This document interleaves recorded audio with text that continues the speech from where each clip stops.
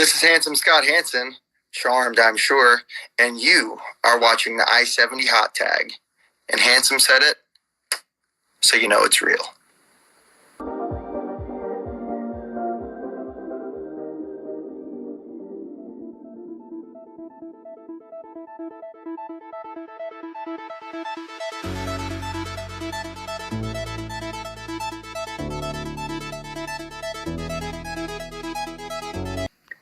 Hey, this is Colton Theron-Vaught, Must See TV, and you are watching the I-70 hot tag. Boom! Gosh, you love it.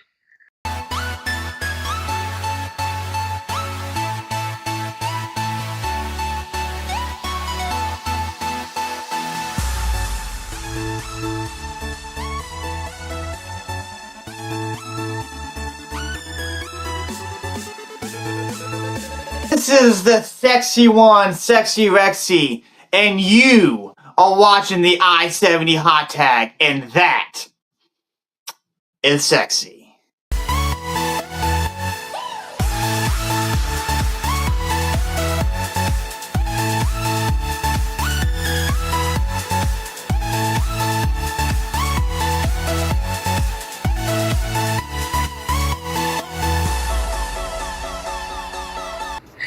Hey, I'm Marcus Buff Bagwell, and you are watching the I-70 hot tag, baby. Check it out, and remember, no matter what, I'm buff, and I'm still the stuff. Ha ha ha ha ha!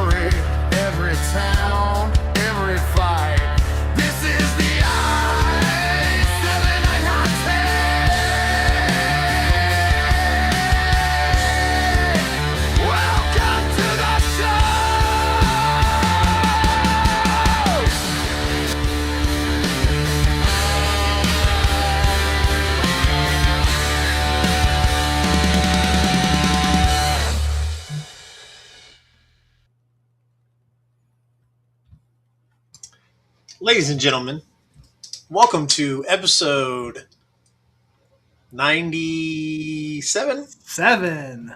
Yes. Of the I-70 hot tag. Guys, this Thursday night, appreciate you guys joining us. Got a cool show for you. We have an interview with Nothin Neater, Derek Teter.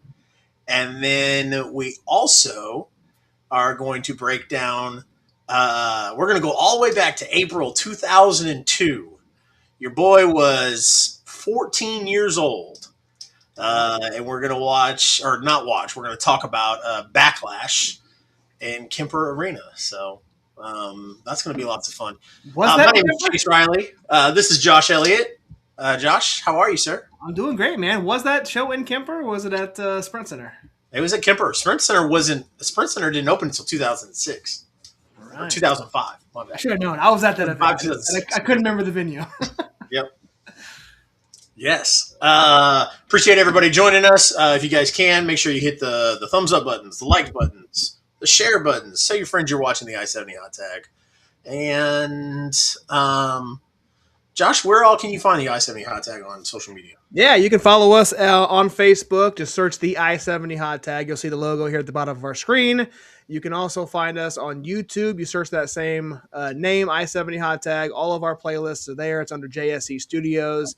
We're also on Instagram. We're on TikTok. We're on X. Not as, I guess, active on those platforms as we are Facebook and YouTube. But you can find our entire video library on the YouTube. And also, if you're a listening type and don't want to watch our faces as you're listening to the podcast, we're on every podcast platform and Spotify, Apple, Google, all that good stuff. So go check us out. All that good stuff. Awesome. Josh, I don't think I've got anything else. Do you want to go ahead and introduce our guests? Yeah, so a bit excited for this one. We've got the current reigning, defending New Breed Wrestling heavy. Oh, sorry, he told me I had to announce it like this. He is the Neatest champion in the Midwest, and that is our guest tonight, Nothin Neater, Derek Teter. Hey, what's up, everybody? It's Nothin Neater, Derek Teter, the neatest heavyweight champion. Yeah, thanks for letting me come on. For thanks for finally inviting me. Absolutely, man. Appreciate you. Taking the time out to do this. We've been back for about a month or so now. So haven't I think so, yeah. took a little bit of a hiatus there for a while, but we're back and having a good time, man. How you doing tonight? I'm doing good, Good.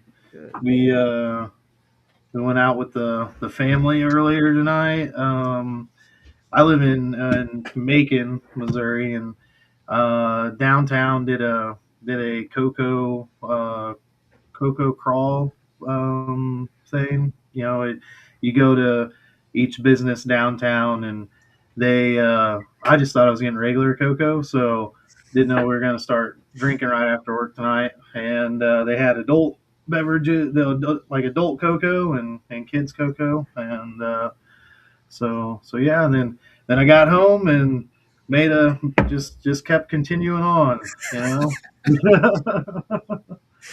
I love it.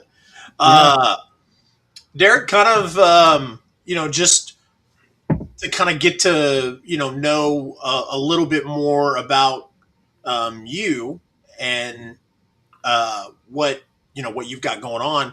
Do you only specifically work New Breed, or do we see you other places? I mean, for most of this year, I mainly worked for New Breed. I mean, I worked for. I mean, yeah, there was a couple other. There was Tri-States Wrestling. There was Show Me State Wrestling. But I mean, yeah, I just you can in wrestling you can travel a lot. If you want to. If you want to be gone every weekend, and I just I don't know. The longer I was in wrestling, the I just kind of wanted to only do it, one or two weekends a month, and that just keeps you busy with.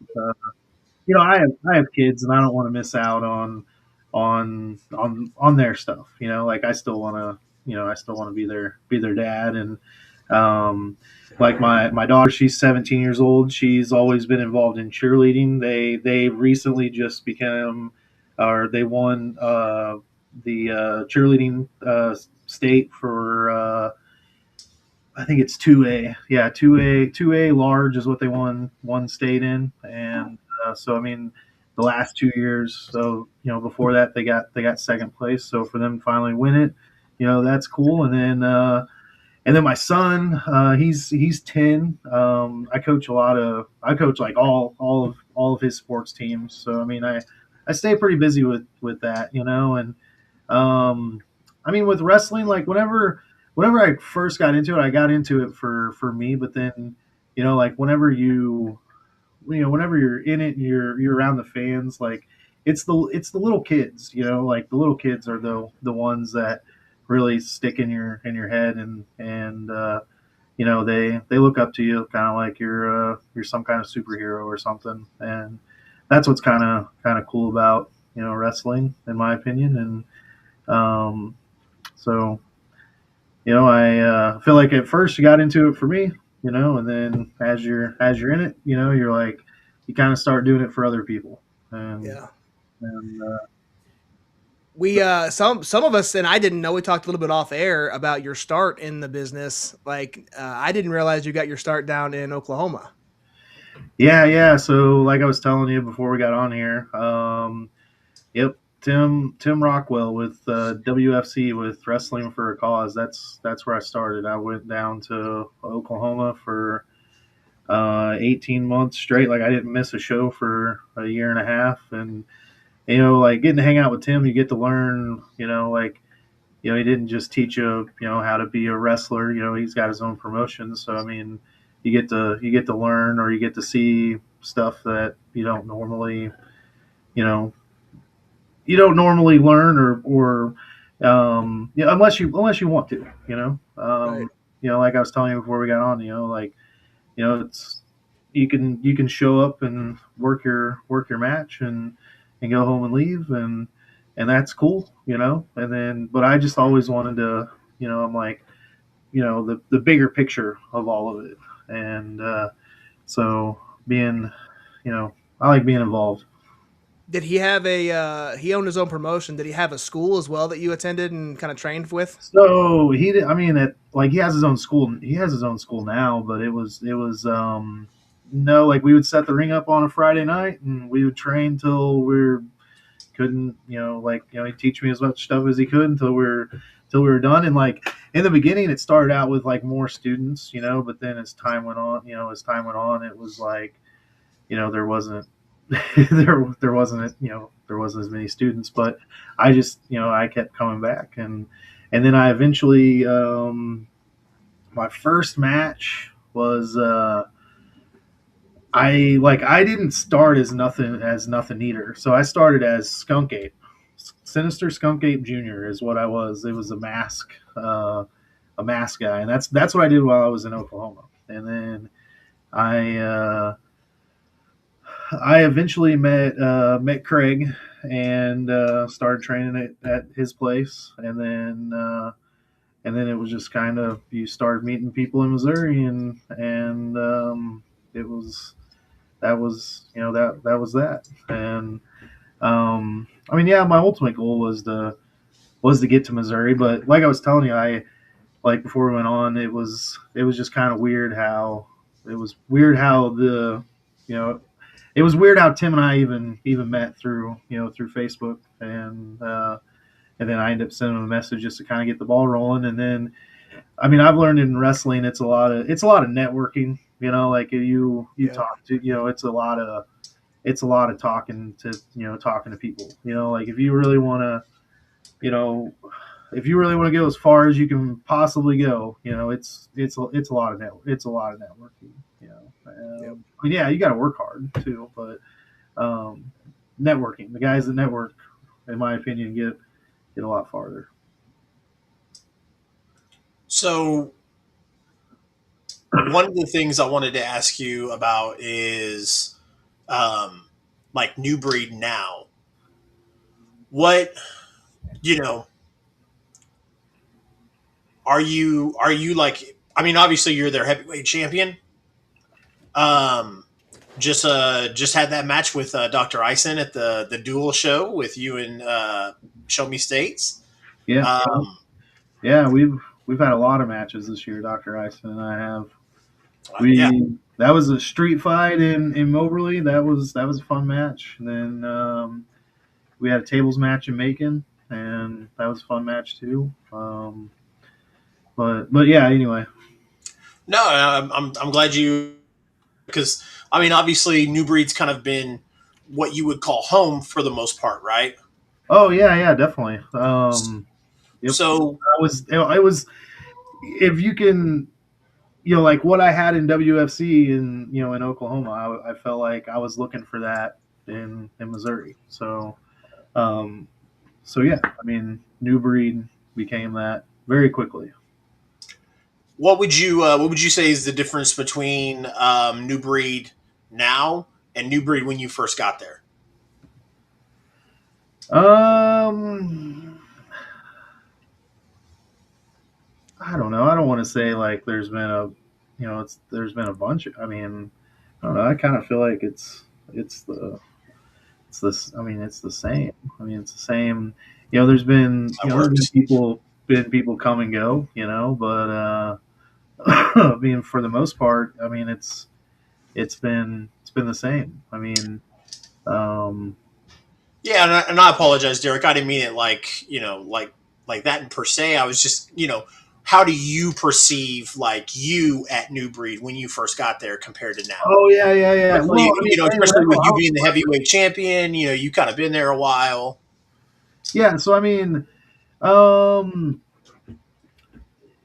when it comes to making your schedule or booking your calendar out, I always made New Breed the first one, and over time that's how they became. Like I was like, all right, now I'm mainly just working for New Breed, and I whenever I first got there, I wasn't a leader in the locker room. Like, yeah, I'm a big guy. People look up to me, but like nobody looked up to you. Like nobody, you weren't the lead, the leader of, or one of the leaders of it. And so to me, um, that would be one of the differences is like now you look at it almost 5 years later, they, like I would be one of the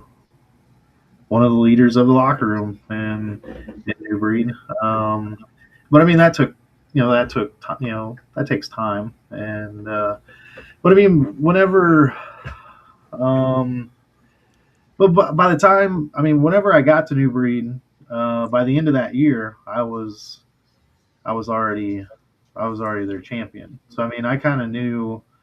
Um, my first night, not my first night, it was whenever we had a show in Fulton, and that's kind of like, yeah, I live in Macon, okay, but if I would call another town, like my second hometown, it would be Fulton. Like I have a lot of family there. Like you know, long story short, my parents are divorced. I feel like I grew up in two different places, and Macon being one of them, Fulton being another.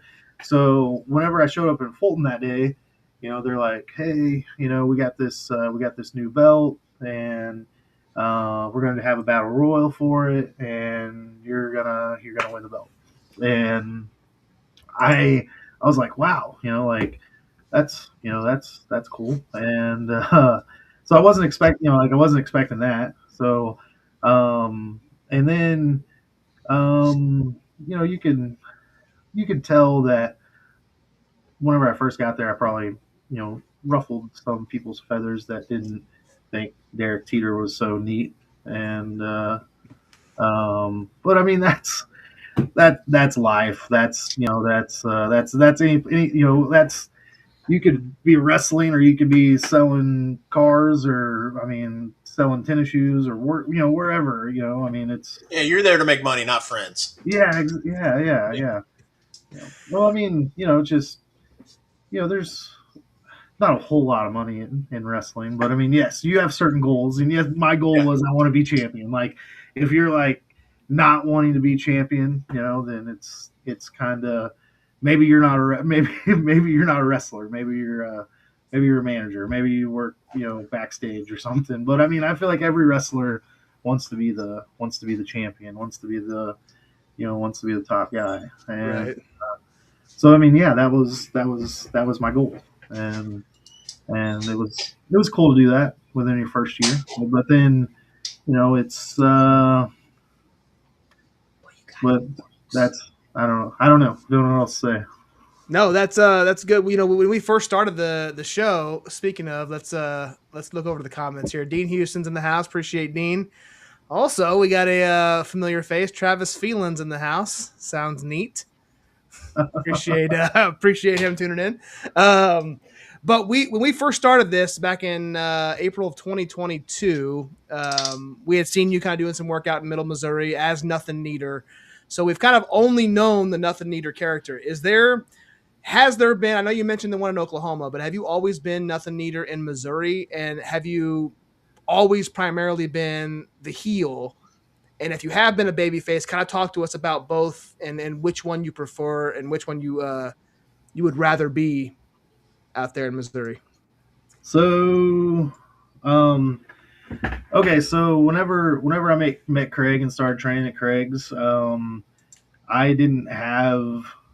I was skunk ape. Like I didn't have. That was all my experience was. Like I didn't have a gimmick. Like Right. yeah, like I bought some. I had some gear. I was just like, I'm just gonna be me, and And so Craig's the one that came up with the Nothin Neater gimmick and or the name, and I didn't like it at first. I hated it, and like I would come in to train, and whenever I'd walk in the door, he's like, he would say it real loud and long, like Nothin Neater, Derek Teter, and I hated it, and I was like, you're not. I was like, I'm not going to be called that, and so it grew, it grew on me in time, and then Craig did he did the viral pro thing during the pandemic, and so whenever I showed up there, I had a Nothin Neater shirt made, and I've always kept the same logo. Sorry, I pointed the wrong side. The same logo since I started. It's just block letters, and I showed up there with a Nothin Neater shirt on, and that's just how it started. And I was like, I guess I'm gonna be Nothin Neater, Derek Teter. But by then, I'd already kind of embraced it. I'm like, this is catchy, this is cool, and so that's how that started. And I don't have any other gimmicks. I started out as a babyface. Let's see. I worked babyface everywhere that I went. I worked a few years ago. I worked for Mid States Wrestling for a few shows, and this is honest to God truth. I was so used to being babyface. I was working Gary Graham that match, the first match that I went down there, and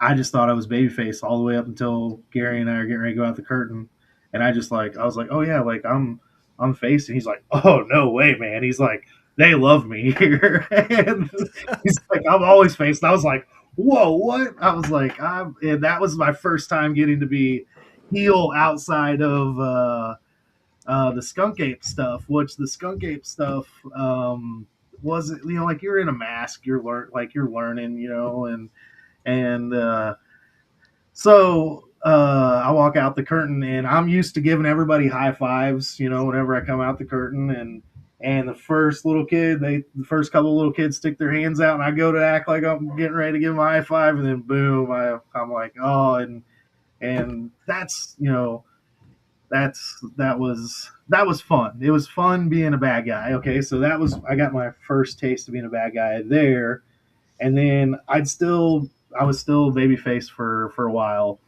and then I had a knee injury, and I was gone for a while, and like I came back, and I was the commissioner, just like trying to buy more time to heal it, but like I still wanted to be involved. So then whenever I finally came back, my match was against Dr. Eisen, and Dr. Eisen this was at New Breed. He was the current champion, and he was teamed up with Money Mike Pettis, and they were private practice, and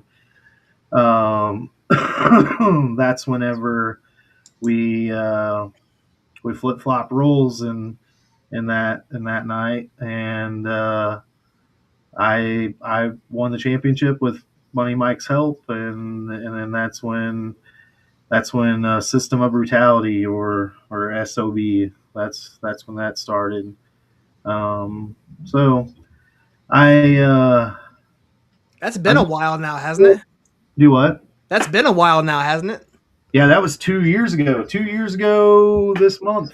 Yeah, so I've been a bad guy now for 2 years, and I mean, it's fun. I mean, I care about the little kids. So I mean, the most heartbreaking thing is you can't be the nicest superhero guy to the little kids if you're wanting to stay in character. So right. I'm not a very good heel. Like if I didn't have Money Mike Pettis with me, and that's how that's how I play it off, is like, like, hey, I go where the money goes, kids. You know, like Money Mike Pettis pays me more than Scotty Z does, and so you know, I got bills to pay too. You know, I got kids too. One of the cool parts about doing this, Derek, is we always get questions and comments because it's live. Before I do get to the question though, Travis did want to remind you that you guys did tag once at Mid States. We did tag once, and I wanted to like whenever I was pitching ideas to him, like to Mid States, and I was wanting to keep tagging with him, but they quickly reminded me of, like, yeah, you walked out on him in that tag match, and so yeah, that's what I remember most about that one was we did tag once, but I walked out on him right at the end of the match. Yep. And then Sunny Money said, have you ever had to poo during a match? And if so, did you bring it home early because of it? No. So, no, that's never. I've wrestled sick before. I've wrestled, man, I know like we're live and everything, but I've wrestled with a hemorrhoid before, and that's painful. That's, you're going to the bathroom before the match even starts, trying to adjust yourself, like, just trying to make yourself as comfortable as possible. And it's like, hey, like, if we could not, brother, I have never ever been able to meet you in the middle with your pain. Dude, that right there was like, so that match was with Big Texan, which isn't, like, he's not in SICW. He's not a like, he's not a little guy. Like, he's not a little guy. So it's like, you don't want to like go up and tell him that, If I had a hemorrhoid, Derek, Big Texan would be the last person I would want to have a wrestling match with. Right. Him and Tyler Bodine would be the two people I would not want to have a match with if I had a hemorrhoid. Yeah. No, man, it was. So that was probably, like, I've never had to go to the bathroom in one, in the middle of the match, but that's probably the closest thing. I mean, with, uncomfort wise, but you get in there and the adrenaline gets going and you just forget about anything. You forget, all pain goes out the window. So. Travis wanted to remind you that you lost that tag match when you let an 8-year-old attack him. Yeah, Paul Puerto Rico's son just came out of nowhere, and yep, I remember that. I did. But whenever the kid came in the ring, I was like, this is turned into a circus now, and I'm leaving. Dr. Ison caused that hemorrhoid. Yeah.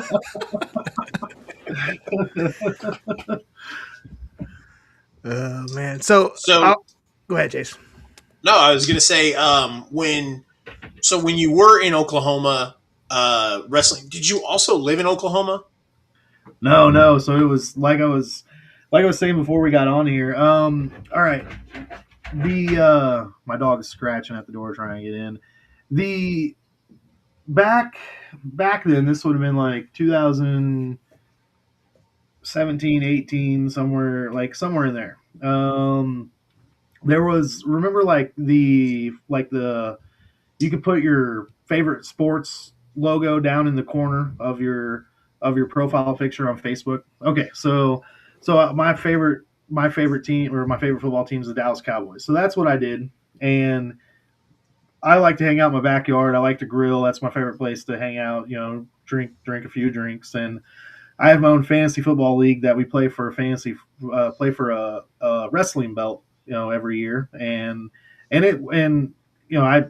make a new belt every year. Well, anyway, I won the first one, and I was out in my backyard, and this was before I got into wrestling, and I was just messing around with my belt, taking pictures, and so I set that as my profile picture. So I had a Dallas Cowboys logo with the wrestling belt. Well, anyway, like a few days later, this guy named Tim Rockwell sends me a friend request, and he ends up owning his own promotion and being a wrestler. And so I messaged him and I was like, hey, I'm like, like all the wrestling schools really don't meet up with my schedule, and so he's like, yeah, come on down, help me. And he's probably heard this like hundreds of times from people, so I ended up showing up and never missing a show for 18 months in a row, and I eventually got to work as one of their mask characters, and that was how I started. I was just going down there and staying with him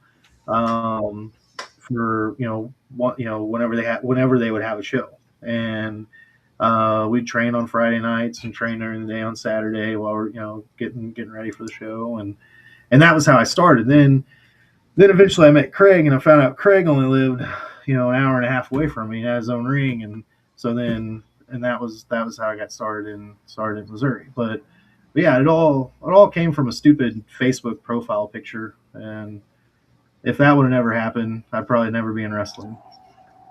That's crazy. That's pretty Yeah, cool. I think when you guys were talking about that, I came in the tail end, and we started the show. What'd you say?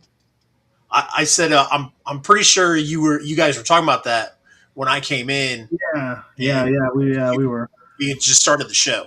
Yep. Yeah. But yeah, that's kind of the quick version about it, and that's why I was saying like networking. There's a lot of networking in pro wrestling. It's more people Yep. So Joe Helms, this guy right here. heck yeah. Let's before we wrap this up, I wanted to talk about this weekend.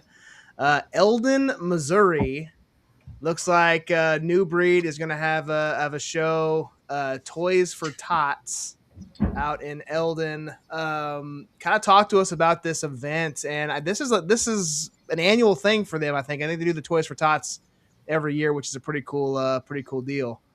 Kind of talk to us about that New Breed show this weekend. So my first Toys for Tots was the third annual one. And so that would have been in 2021. So this is the fourth, fifth, sixth, seventh annual, something like that. So, Scott likes this one. It's he likes being able to donate the toys the toys to the kids, and so I mean it's a charity show, and it's fun to. It's fun to do. Fun to put smiles on kids' faces, and we usually fill up a few tables of full of toys that's in the locker room, and I don't know who my opponent is. It's some kind of surprise, I guess. So yeah, I mean. Just like Travis is saying, it's the best show of the year. It's the end of it. This is the show. No. Yeah, I did at Toys for Tots. This is the show that I won my first New Breed Heavyweight Championship at. Yep. So nice. Yep. It's Travis also says Santa will be there. Oh yeah, Santa will be there. Yep. There you go. Hey, you said this is an every year thing. Do you know how many consecutive years you guys have done this? That's what I was saying. So I mean, the first one that I did was the third one. So I think this is that was in 2021. So in 22 would have been the fourth one. 23 would have been the fifth. 24 would have been the sixth. 25 would be the seventh. That's my guess without asking Scott, but I think this is the seventh annual Toys for Tots, and New Breed's been around for 10 years. So, he's been doing it for most of New Breed's existence. I think even Travis says 7. Yeah. He's a New Breed Wrestling history buff. Josh, how many New Breed events have you been to? One? I've been to two. I went to Yeah, one. I went to one in Sedalia with my kids, and then I think I went one other time at the very beginning of the hot tag. I think the one I went to was in Warsaw. I think. Yeah. Warsaw was a fun one. It was 2 years ago. Travis beat I always forget it, Shipwrecked. Travis beat Shipwrecked for the title at that event. Oh. And that's where Burt Candy got the nickname Mr. One Night. Oh, Mr. One Night Stand, or I can't remember what it was. Mr. One Night Only, or because he joined Travis for that one night. Practice. Yeah, for that one night. Yeah, that's where he got Mr. One Night Stand. Yeah. It's a pretty cool character. Yeah. Derek, as we wrap this up, one of the things that I've kind of liked to start doing, obviously when you were living in Missouri and driving to Oklahoma, probably not putting a bunch of miles on nowadays, like you said. But when you were, if you and I were traveling, for a 3-hour ride or a 4-hour ride, making the towns, and you've got control, you're my wingman. What are we listening to? Well, during that time, it was a lot of, I don't know, like podcasts were, not saying they're not a big thing now. It's just, I felt like during a time like podcasts like blew up, and there was just everybody had a podcast. So, all the cool people had a podcast at that time. Yeah. You know what I mean? Like now any dummy can go to Walmart and buy a microphone and a pair of headphones and make a podcast. Right. Right around then, that's when like Conrad Thompson was like really getting going with like the wrestling ones, and you were getting more of the sports ones. You were getting a lot of podcasts. Like podcasts were blowing up, but you were getting good quality. Like I said, not every Joe Schmo was starting podcasts back then. No, that's what I'm saying. So I mean, there was a few podcasts that I would rather listen to than just listen to a lot of music. It's not that I don't like music. I mean, I like almost everything, like country, rock, rap. I mean, I'll listen to everything. Like my wife likes more rap music than I do. So I mean, sometimes rap music kind of gets on my nerves just because I feel like if we didn't have, if the choice wasn't mine, that's what we'd be listening to all the time. So, I mean, really, I feel like the most relaxing thing is this might sound stupid, but listening to 90s country music, like mid to late 90s, like early 2000s country music, because that's what was always playing at my house. Like whenever I was a kid, like before my parents got divorced, like life was simple, and that's what was all we always had a radio playing, and so to me, like late 90s, early 2000, music, country music, like that's I don't know, that'll always be one of my favorites, because it reminds me of being a little kid. Reminds me of being a little kid before all the responsibilities of life. Yes, agreed.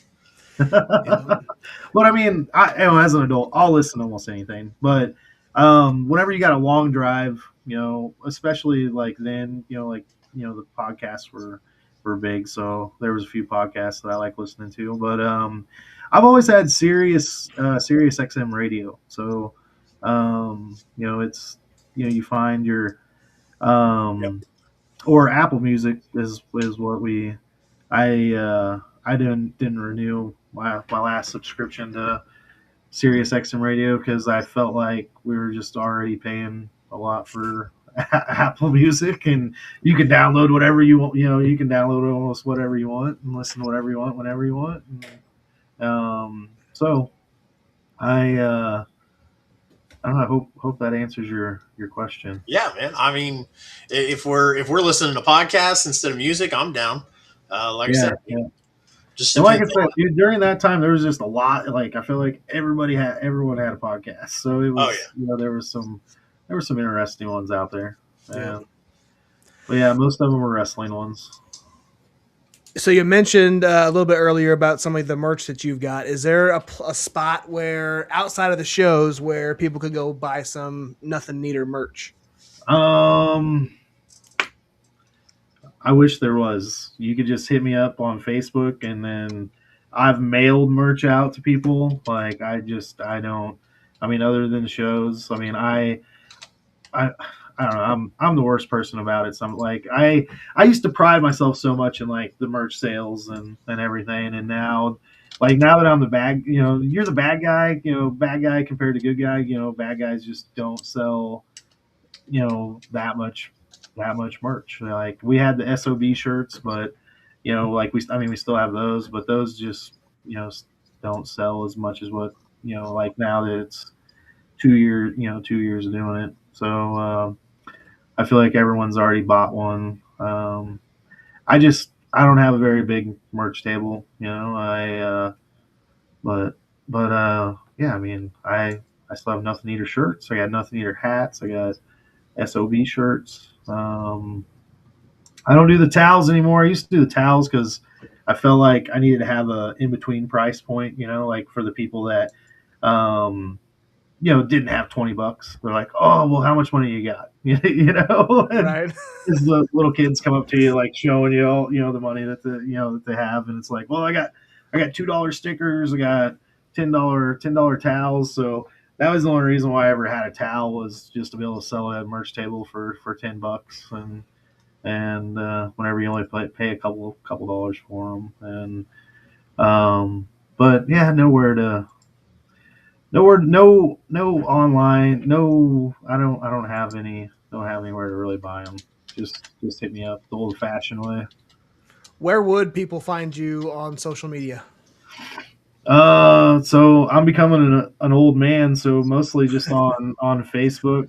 And Yeah. I mean, I have an Instagram account. I haven't posted on it in like 2 years though, so that's what I mean. Like that's what I mean. I'm becoming an old man, just using Facebook all the time now. And I mean, I have the other stuff. I just don't use them. Don't use it. Yep. Just don't use it. I feel like more people are on Facebook than anything. Yep. with I mean, with all of that, uh, other than this next show, do you know other shows that you're going to be at after the December one? Yeah. So like our all the new breed shows next year, for the most part. So the next one, I'm looking it up right now. 1 second. Yeah, I saw that graphic they posted with all their dates. Yeah, because we usually take a couple months off. It's winter time, and I mean I don't mind that. So March 21st, that's the first one back. So that's that'll be 11 years. I'm looking at the graphic now. It says 11th annual New Breed Wrestling event. So that'll be 11 years for New Breed, and then April 4th. That's Easter weekend, guys. Macon Mania. So that's Macon Mania 3. Not to get confused with Macon Mayhem, all right? Because these are my babies, all right? So Macon Mania 3, we do that one in the spring. Macon Mania is in the spring. Macon Mayhem is in the fall. But yeah, that's where Nothin Neater Derek Teter, or Derek Teter, rips off the New Breed, or not the New Breed, but the WrestleMania logo, and then same with Macon Mayhem. So in the fall, that'll be.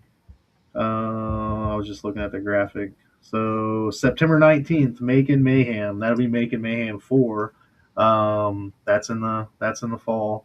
That's on September 19th. But yeah, those are Those are the next ones in Macon. But March 21st and then April 4th are the next New Breed events. And never know what'll happen. There you go. There you go, man. Well, we appreciate you for taking the time out to do this, man. This has been a fun night. We like to close out every single interview like we do. I'm sure you saw the intro.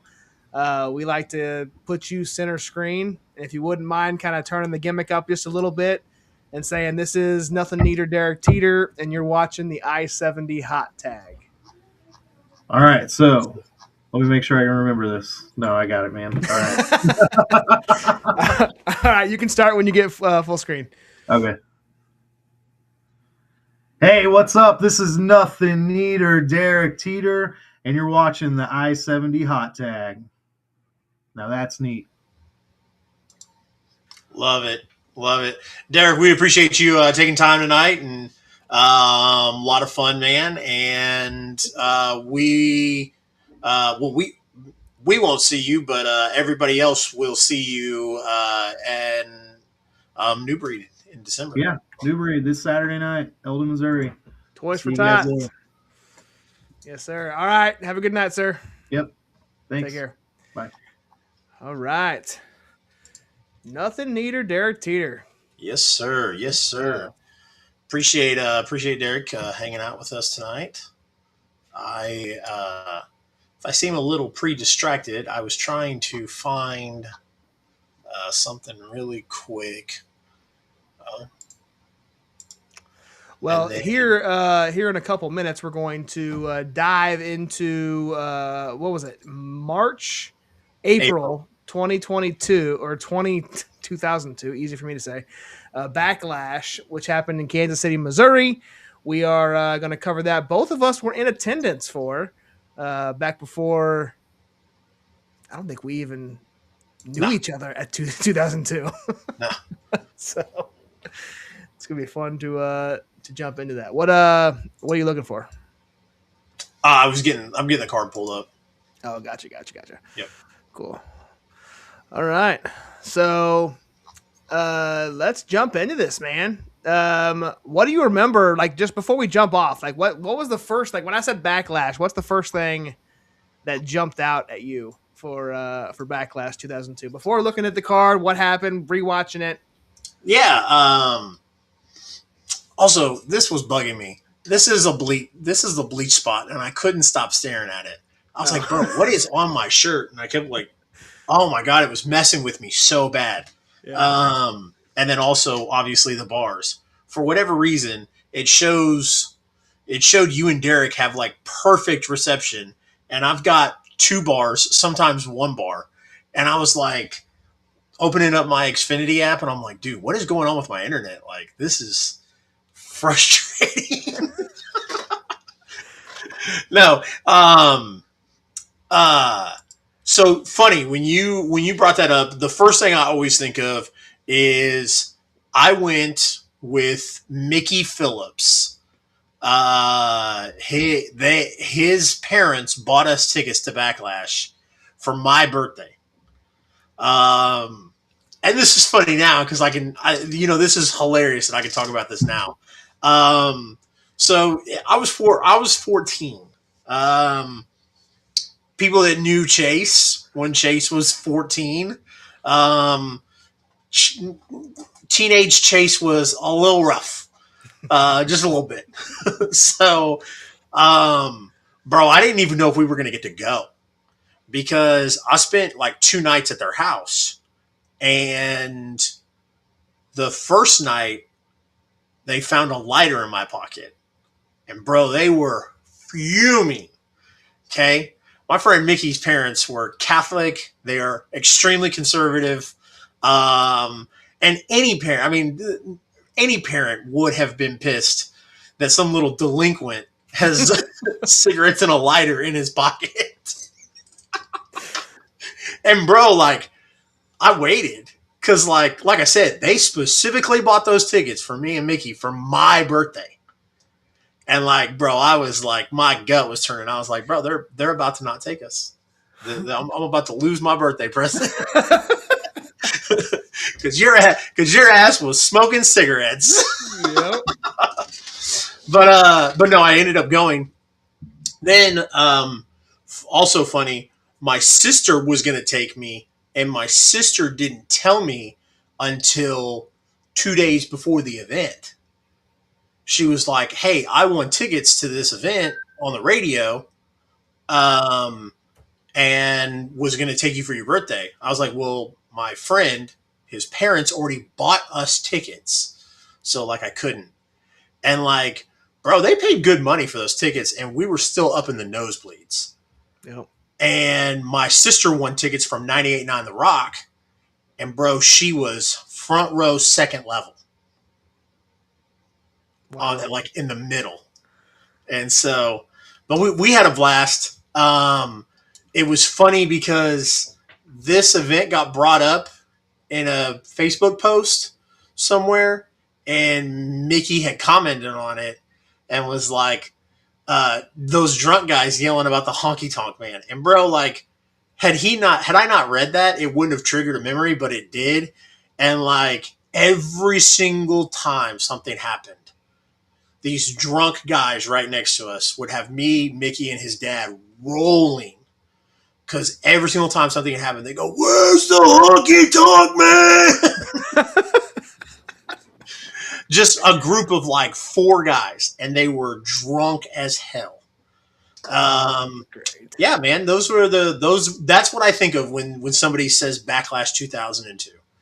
Hogan, I think this was the last pay-per-view WWE held under the WWF brand.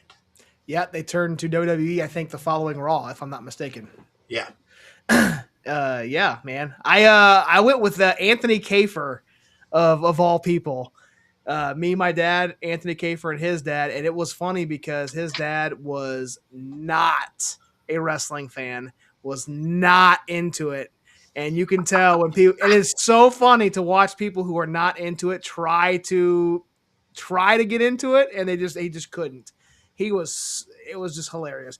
Yeah. Anthony wasn't that big into it either. He kind of got into it a little bit because he and I hung out so much back then, but I don't have much memory other than Hogan, Triple H, and him. That's really Hogan's last title reign in WWE. So it in wrestling, I don't think he didn't win a title in TNA, did he? I don't think so. No. So you're probably right. It's probably his last title in general. Yeah. Yeah. As it should have been. Yeah. 2002. You know, yeah. And what was so funny was leading up to this, you know, because obviously like WWE took a 180 with what they were originally going to do. Because when they brought Hogan in, his popularity showed again. They had to scrap the NWO, which at this event the NWO was still going. I think X-Pac. No, because Austin and Taker fought with Ric Flair as the referee for the number 1 contendership. I'm trying to remember. Did X-Pac and Big Show? I was supposed to be pulling up the card. My bad. What are you asking? Who's in the NWO? No, not who's in the NWO. I know. I thought the NWO had a match. They did. It was Scott Hall and Scott Hall versus Bradshaw.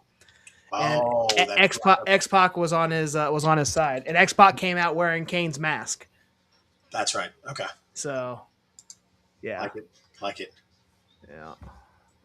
So yeah, NWO was still, I say, in full swing. It was still around. It had the black. Calm down there, guy. The black and white. I always liked the black and white. Full swing. I always liked the black and white entrance though that they did with them though, the flashy, black and white, no color. I always liked that what WWE did with them. So it was pretty cool. Yep. Obviously we're kind of getting off track here. I'll bring it back in after this, but when Vince introduced the NWO and WWE, it always makes me think of SmackDown Shut Your Mouth, because they took that exact scene and put it in there. Obviously, that's obviously not the most iconic part of it. The most iconic was Vince's promo all throughout the night that ended the show with him revealing it. Yeah. Still could have been so cool, but I went back and watched the all those promos in sequence, and I mean it was a pretty good throughout the whole night. Like it was a good build to the reveal. Yeah. So but no, the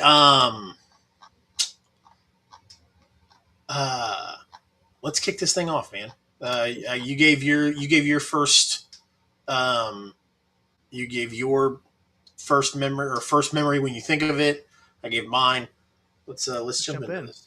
So the first match on the actual card was a classic in WCW style. Was starting the match with the cruiserweights, and that was Billy Kidman, the cruiserweight champion, putting his title on the line against Tajiri, who had Torrie Wilson on his side, who was dressed like completely covered and was like not happy. Obviously, Tajiri's kind of pushing her around and leading her around.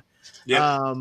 Tajiri got really. They ran this gimmick, this story where Tajiri got super controlling because him and Torrie were like a love interest, and it started off really great, and then over time, Tajiri got super controlling and would make her wear. I think are they called geishas? I think. I'm not sure what they're called. Yeah, but yeah, I remember that. That's crazy. I said Billy Kidman was one of my favorites in WCW, and cool. Not to say I forgot, but he's still really good in the ring here in 2002. Oh, and absolutely! It was a fun start to the show, which ended up getting Tajiri spitting the red mist, man, on this one. Also, Kidman had. At the time, let's back up a little bit here. Kidman had 2 bangers in WCW and in WWE. However, when I got older, the WWE theme still sounds cool, but the lyrics are a little weird. If you go back and listen to it, I'd have to go look. I don't remember his theme in WWE. I do remember his WCW. WWE was tough, but. But again, you go back and listen to some of those lyrics on that theme, and it was like, That's funny. That's funny. So, go ahead. The next match, the Scott Hall and X-Pac, with Bradshaw, and this is what's weird is, I don't know if were Bradshaw and Farouk tag teaming.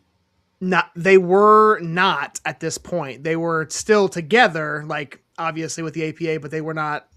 I don't think Farouk was wrestling very much anymore at this point. I think they went to different shows. I think they went to separate shows. He was there. Farouk was, but I mean, this is a pay-per-view, so both of them were there. But maybe I'm thinking of when he turned into JBL. My bad. He wasn't JBL yet. Yeah. But fun match, like Scott Hall. Obviously, Scott Hall played the goof NWO, shenanigans. Yeah. But and again, it was fun to watch X-Pac walk out with Kane's mask on because they were in the middle of a program too. Yeah. So a really short one, but yes. Yeah. The Scott Hall ended up beating Bradshaw.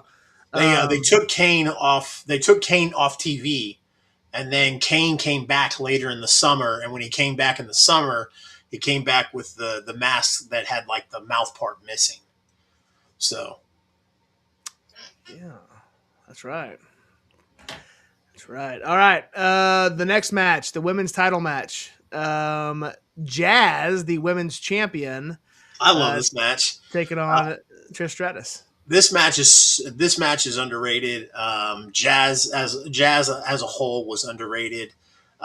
Jazz was such a great worker, and people like Jazz helped accelerate Trish into a more serious role.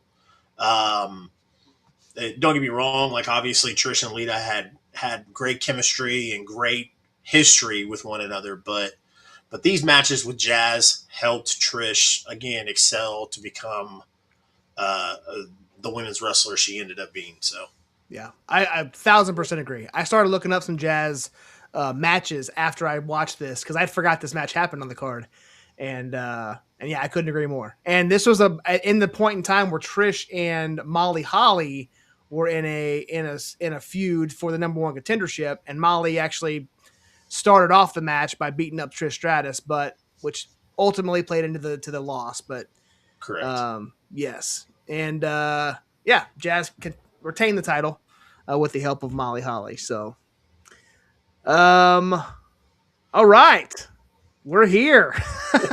We see. Before we get into the match, I did want to point out. I always like. We do it on Nostalgia Mania every once in a while. As much as I can see it, Paul Heyman was backstage doing an interview with Tori Wilson, and or not Tori Wilson. Terry Reynolds. Was it Terry Reynolds? I can't, or is it Stacy Keibler? Anyway, I can't remember who was in the back, but he was sitting there with an Oakland Raiders hat on. Was it an interviewer or no? It was a wrestler, and yeah, it was. I think it was Stacy Keibler, or anyway, I should have written it down, but anyway, he was wearing the Oakland Raiders hat, and you heard the crowd immediately start booing when you saw it. Got the cheap heat from the Kansas City crowd. But this happened right before the match here we're going to talk about, where we get Brock Lesnar, his quote unquote in-ring debut against Jeff Hardy and Lita. So, which was an absolute one-sided. Brock Lesnar just completely destroyed Jeff Hardy for 5 minutes, and that's all it was. Yes.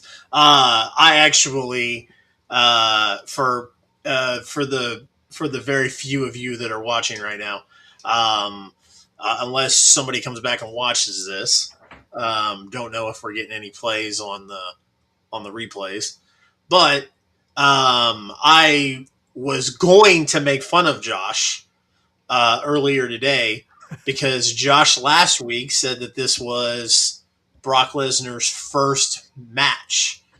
And today I reached out to Josh and I was like, no, that actually wasn't. And then Josh sent me a screenshot and goes, oh, it's funny you say that because that's what Google says. And I was like, no, that's not right. I went back. I was wrong. I was shocked. Can you say that again? I was wrong. I was wrong. I don't know why, man. I had it in my head. I was like, I would have swore he faced the Hardy Boys in like a handicap match. And then I would have swore he faced Rikishi. But no, that was his weeks long build up of him coming and running in and attacking people and stupid shit like that. So yeah. Yep. So I've never 5 minutes and 32 seconds of Lesnar just beating the absolute hell out of Jeff Hardy. Yeah. I mean, it got the point across of what Brock Lesnar was going to become, but goddamn, that was a long beatdown. Yeah. Brock won the title, the WWE title, 4 months after this. And became the youngest WWE champion at that time. Yep. Yes, that is absolutely wild. And that's no longer standing, right? There's somebody that won it. It depends on, like, WWE Championship. I think Brock is still considered the youngest. I'd have to double check, but World Champion. I'm always confused when they want to put WWE titles in with World Championships, and when they want to separate World Championships from WWE. World Champion, I think, was Orton at 24. So, I think. Yeah, I think you're right. I think he was 20. He was 23 or 24. I can't remember which, because Lesnar was like 24 or 25. Yeah. And then Rock was before Brock. So, which is crazy because Rock won in 98, and then Lesnar won in 2002, and then Orton would have been 2 years after that in 2004. Anyways, it's crazy to think that, like, when you go back and look at Brock's freshman year, to see, debuting here at Backlash, after a month-long build-up. And then by the end of the year, he's a two-time WWE champion by January of 2023. Or 2003, I mean, sorry. That's just crazy to me. Yeah. So. Yep. And also to think that he was only, like, if you think about it, this is 2002. He debuted in March of 2002. He left WWE in March of 2004. So his first run in WWE was only 2 years. That's mind-blowing to me. So 04 was when he had that match with Goldberg. Yeah, he had that. I didn't realize it was that short, dude. That's wild. It's crazy to think about. So, wow. I mean, regardless of what you think of Brock Lesnar as a person, like, to think to like, because I mean, obviously when you were younger, those 2 years seemed like it seemed like he had a whole entire career in those 2 years, and he did. Yeah. Yeah. I mean, it was almost, this is off topic, but like, you think about as a kid how time moves a lot different than you were now. Yeah. When I found out that AEW Dynamite succeeded and went more episodes than Nitro a couple of however long ago, it's been a couple of years now, I feel like I was mind blown. Like, I felt like Nitro was on forever, and then, I mean, it was only 6 years, so yeah, like, time's crazy, man. But anyway, we got off topic. We're halfway through this card. We're on match number 6. Yes. We're getting a banger, the longest match so far on the card, and we're getting Kurt Angle versus Edge. They would run this match back next month, and it would be hair versus hair. So Angle's a month away from going bald. Yeah. Yeah. Which is crazy because he kept it off. I never thought he would. I thought he would grow it back. But no, he stayed bald. Yeah. So he did. Nuts. Yeah, great match. Minus the I'm cheating. I have the times in front of me. To think that Taker and Austin and Triple H and Hogan went twice as long as this match is crazy. Yeah, this match should have been the longest on the night. Yeah. But nonetheless, it's the longest thus far, so that's good because the rest of the matches were all sub 10 minutes. So yes. But love these two. Kurt Angle's one of my favorites. Obviously, it's one of Stitch's favorites of all time. So, and I love Edge. So that it was a great middle of the card match. I mean, minus the Jazz and Trish Stratus match. All these matches are properly timed. I mean, you give Tajiri and Kidman 10 minutes. You gave Scott Hall and Bradshaw 5 minutes, but I mean, it was a story. It was more of a story driven match. And Brock and Jeff was 5 minutes. That was a squash. But I mean, Angle and Edge is 13 minutes. The next match we're going to talk about was 12 minutes. Taker and Stone Cold was 27 minutes long. That's crazy to me. But, that's wild. Yeah. So before we get to that one, let's jump into one of my all-time favorites, Eddie Guerrero, taking on RVD, who we just talked about last week at WrestlePalooza. Yes. This one was for the Intercontinental Championship, which Eddie Guerrero became the new champion. Yes, in a 12-minute match. I thought it was great, man. These two worked pretty well together. Yeah, I mean, it was always funny because when I was younger, I underappreciated Eddie until his championship run.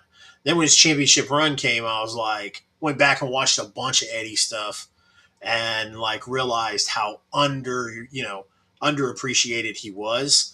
And then obviously as time has gone on, a bunch of wrestlers tell stories about how, Eddie always wanted to make the most, no matter if they said, hey, you've got 5 minutes or you've got 20 minutes. Eddie always wanted to get the most out of it. And this is a prime example of it. And RVD's just super talented. So Yeah. this match was good. It obviously wasn't as good as some of the other matches that they had for the Intercontinental title, but Eddie was.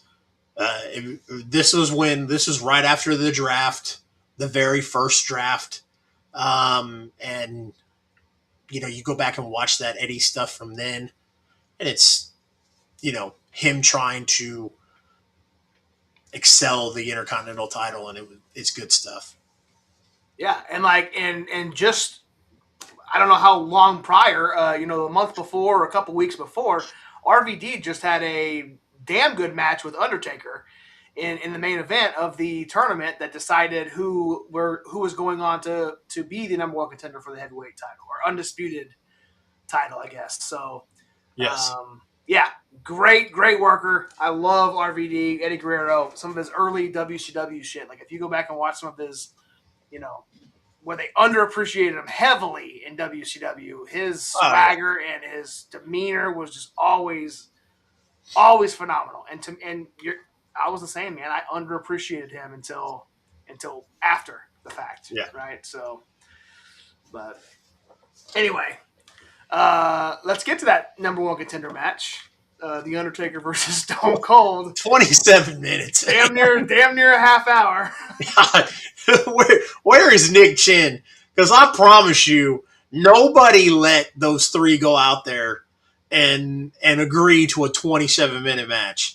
I assure you that looking at Ric Flair, Stone Cold, and Taker, one of, if not two of, if not all three, were like, "Yo, we're going as long as we want." Nick Chin would be having a cardiac episode on the comms if somebody went over on their time. There's no way, bro. There's no way that they said, "Hey, you guys got 27 minutes." This was not a planned time. No way. No way. Somebody got their ass chewed when they came back from the curtain. Had to have. There's just no way. There's no way that they gave them. But whose ass is being chewed? I know. I was going to say the referee, but not even the referee. Yeah. It was a fun match, man. It was a lot of back and forth. Obviously, with Flair as special referee, there were a lot of shenanigans happened. But they had this story going on where they tried to play the Stone Cold character because again, this was the draft, and Flair was the back then they didn't have general managers. They played the story of the WWE was legit being split into two. And Vince was the owner of SmackDown, and Flair was the owner of Raw. And so, like I said, there wasn't commissioners or general managers. And Flair, they were trying to kind of like reignite that boss versus, boss versus employee feud that they ran so well with Vince and Austin. They tried to duplicate it with Flair and Austin, and it didn't connect as well. No. And what also is good to mention here is shortly after this, Stone Cold walks out. This is a month and a half or 2 months before the old Stone Cold took his ball and went home thing. And, you can kind of see where the frustrations kind of start, when you watch the product and you kind of see what's going on with what they're doing with like the story and stuff. And then you hear Austin's side later, like a year later, he does an interview and you hear his side of the story. And it's funny to go back and watch stuff like this and kind of see where the frustrations were. He just did WrestleMania with Scott Hall. Nothing against Scott Hall, but they're coming off of a not so hot year after the invasion and the purchase of WCW, and you've still got Stone Cold at his peak, if you will. And there's a lot of like friction with direction and story, and you, like I said, you can just see that play out here. Especially in a 27-minute match. Yeah. that For sure. Austin dropped to the Taker to the Undertaker, and also weird too. And we'll get to the main event, but I don't know, man. This was crazy. Triple H just won the title a month prior at WrestleMania from Jericho. Jericho had it for 3 months, or 4. Sorry, Jericho had just had it for 4 months. The Undisputed Championship. Triple H wins it at WrestleMania. Triple H loses it tonight, and then Taker beats Hogan for it next month. So they kind of played like and then Taker loses it 2 months later to The Rock, and then The Rock loses it to Lesnar. They kind of played hot potato with that title this year, and it's crazy because Lesnar would have it in August, and then Lesnar would keep it until November, where he lost it to Big Show. So, bro, that's 1, 2, 3, 4, 5 or 6 title changes in 1 year. Like, that's kind of how they used to do that shit. Like, maybe not that often, but no, not that often, but they did change a lot more than they do now. Like, now Yeah. you seem like a Yeah, you year-long definitely- title reign is normal. yeah, a whole year title reign is kind of like the norm nowadays. Yeah. Especially, we're we're not that far removed from, Roman's 4-year title reign. Yeah. Yeah. But So- yeah, that's insane. I didn't realize they changed. And I did feel like, and this is right around that time, because I quit watching wrestling shortly after this. And I want to say it was a couple years in between, like 2003-ish to 2006, around like the high school years. I didn't watch it as much. But I felt like every time I did turn it on, Triple H was the champion and had the title. He had it a lot in that early to mid 2000s. Yeah, after Brock beat Rock for it, that's when they started doing, okay, this champion is exclusive to SmackDown, and then Bischoff introduced the World Heavyweight title, and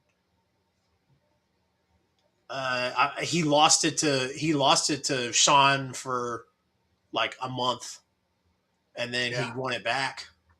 Yeah. And then had it for, it seemed like forever. Yeah. It's like every time I turn, I was like, God, Triple H is still the champion? All right. I'll come back later. Anyway, yeah. So the match before the main event, I wanted to take a little bit of time on this one. And the only reason why I wanted to spend time on it is because I wanted to ask you, so Billy and Chuck with Rico, the champions, tag team champions, versus Al Snow and Maven. And I wanted to ask, do you follow Maven on YouTube or on TikTok?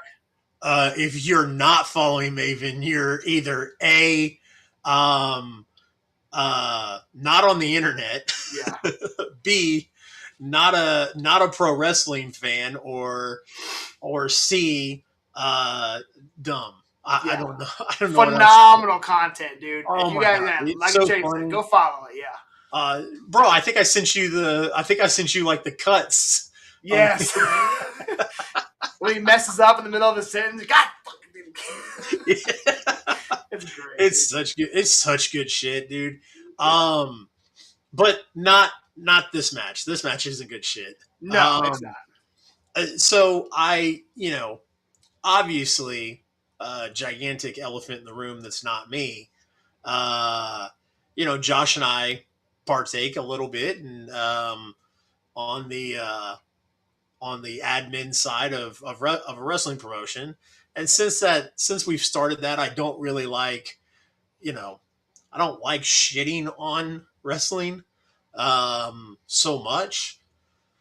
But man, this was like, I watched a little bit of this as a kind of like a refresher. And even like back then, I hate it when they randomly pair 2 people together. It just bugs the absolute shit out of me. I hated it with Cesaro and Sheamus about 10 years ago. I know they were a great tag team. They had the tag team titles they held multiple titles.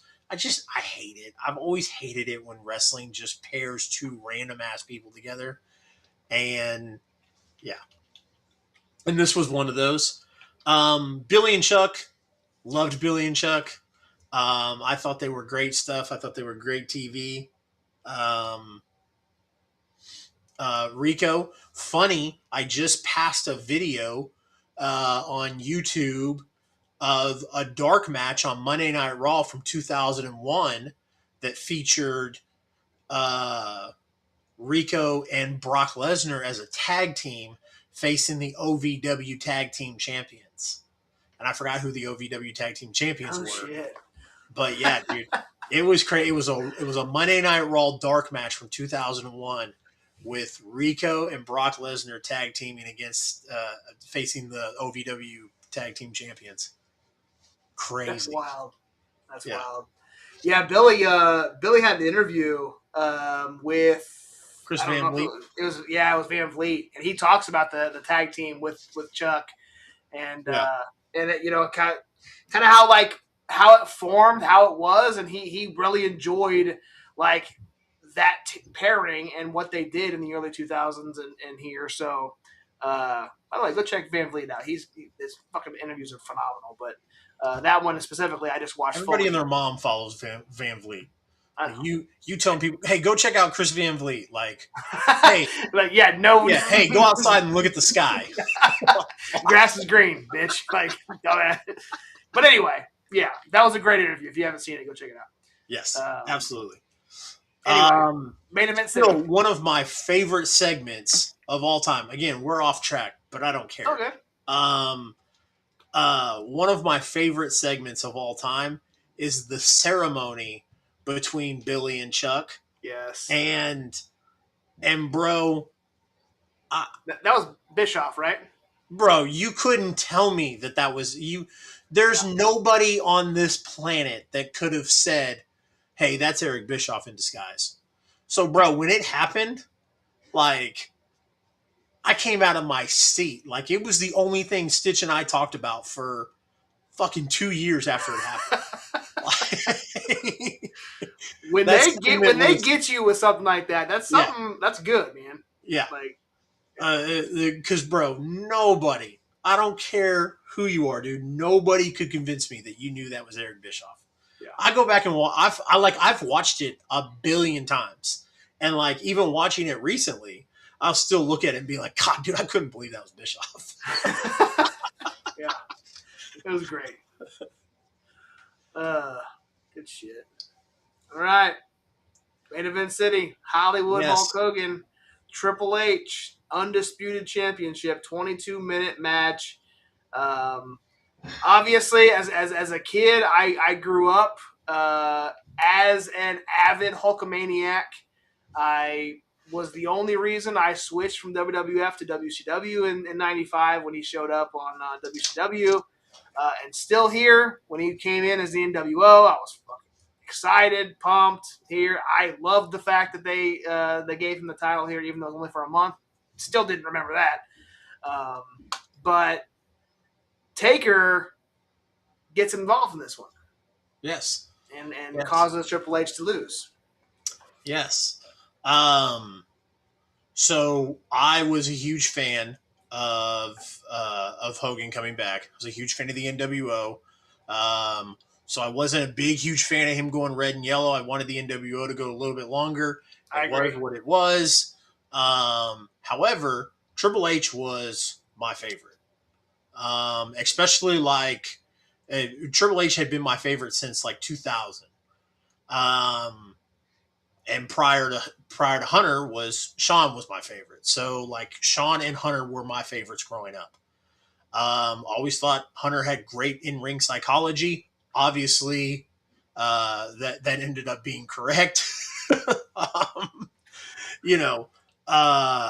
So, and this was, him winning the title here was my favorite part of Triple H. He had came back from that torn quad in January at Madison Square Garden. Still one of the biggest pops I've ever heard. And he was a baby face. He won the title from Jericho at WrestleMania after that feud, and with Jericho and Stephanie, blah, blah, blah, yada, yada, yada. And so I was excited to see this match as a fan of both of these guys. But I thought Hunter just won the title at WrestleMania. There is no way they're going to drop the title to Hogan tonight. So I was like, this is going to be a cool match for, Triple H to beat Hogan. Awesome. It's my birthday. Dope. And then this fuckery happens and Triple H loses the belt. I wasn't too happy about it. So I was kind of like, that doesn't work for me, brother. Yeah. Well, what would be really awesome, brother, is if me and Taker run it back at Judgment Day. I'll drop the title to Taker. That's great. Yep. Yeah, fun show, man. It was fun to go back and relive it. It was, man. It was definitely one of my favorite times in wrestling. I was a big, huge, like, all the music involved with wrestling, not like just the theme songs, but the songs they would choose. Forcible Entry, which, by the way, pause. That is a very, very weird name for an album. Yeah, Forcible Entry. But Forcible Entry, it just came out the month prior. They used the Creed song as the theme song for this. But,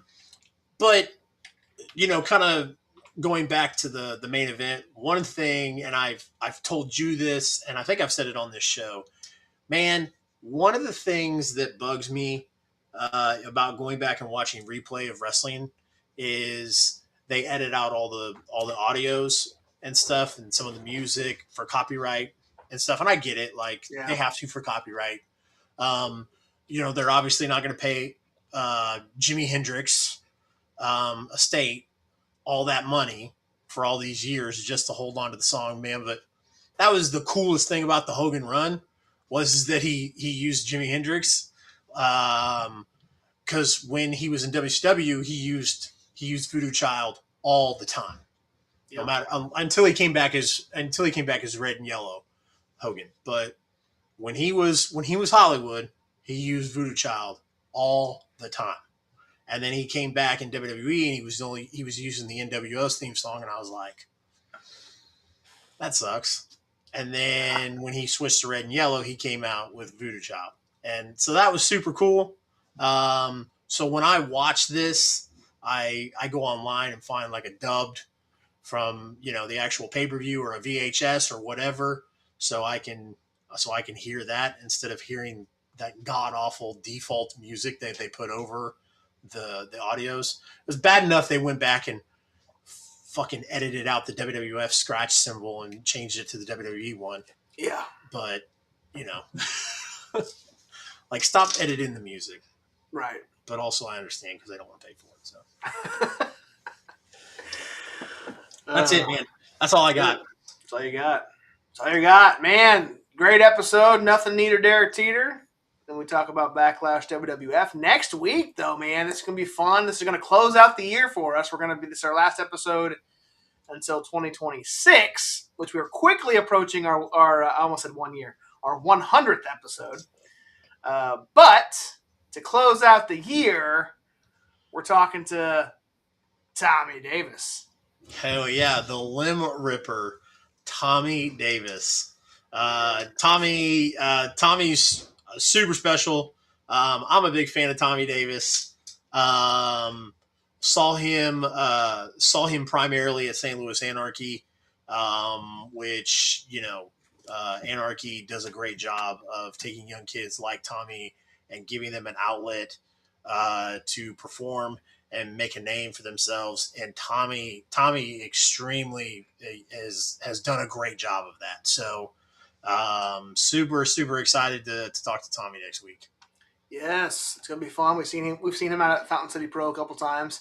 Absolutely. So yeah, good to be excited for that. We're also, it's not on the graphic. I might start adding it somewhere, but our wrestling show, we're going to go back to December 21st, 1998. There was a wrestling show happened in St. Louis, Missouri at the TWA Dome. WCW Monday Nitro, live from St. Louis, Missouri. Wow. You're going to make me watch a Nitro from 99. From 98. Almost Oh, okay, 99. 98, okay. Almost 99, yeah. 1998 happened in St. Louis. We're going to see Goldberg, Scott Hall. They were the main event. Lex Luger is on the show. Norman Smiley, the Big Wiggle. We're going to see that on the show. Yeah, it'll be fun stuff, man.